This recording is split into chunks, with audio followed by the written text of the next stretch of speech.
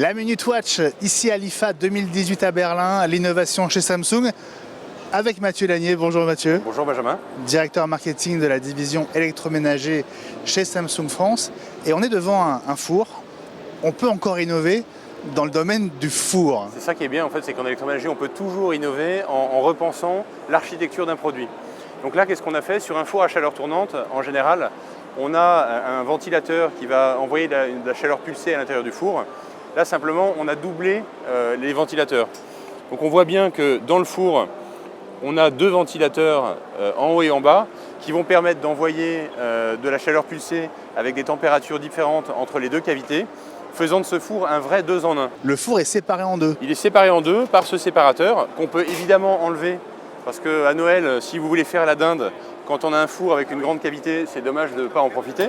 Donc ça peut être un four avec une taille et une cavité normale. Simplement ça va permettre de gérer deux cuissons différentes en mettant par exemple une viande ou un poisson en haut et sa pâtisserie.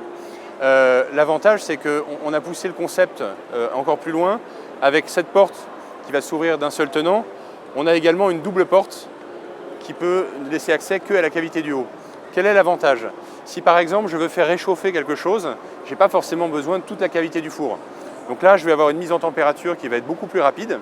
Oui, l'espace est plus petit. L'espace est plus petit, il y a moins à réchauffer, c'est moins énergivore, on consomme moins d'énergie et donc ce sera plus rapide. Si je fais par exemple une côte de bœuf et puis ma tarte aux pommes, évidemment ma côte de bœuf, moi je l'aime bien saignante et bien juteuse, donc je vais avoir envie de la sortir régulièrement pour l'arroser et la retourner. Ça, je peux le faire avec la cavité du haut. Là, je vais avoir ma tarte aux pommes qui va cuire avec une cuisson plus lente. Elle a besoin de beaucoup plus de stabilité pour être cuite parfaitement. Et en fait, là, je pourrais accéder à ma côte de bœuf en haut sans ouvrir la porte, parce qu'à chaque fois que je l'ouvre, j'ai de la dissipation de chaleur, la température baisse, et ça, c'est pas bon pour la qualité de cuisson de mon aliment. Excellent.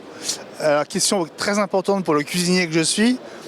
Est-ce que vous me garantissez que ma tarte aux pommes ne sentira pas la côte de bœuf? Alors c'est parfaitement garanti. Ce séparateur de cavité, il permet vraiment de gérer un écart de température qui est très important. 80 degrés, c'est beaucoup.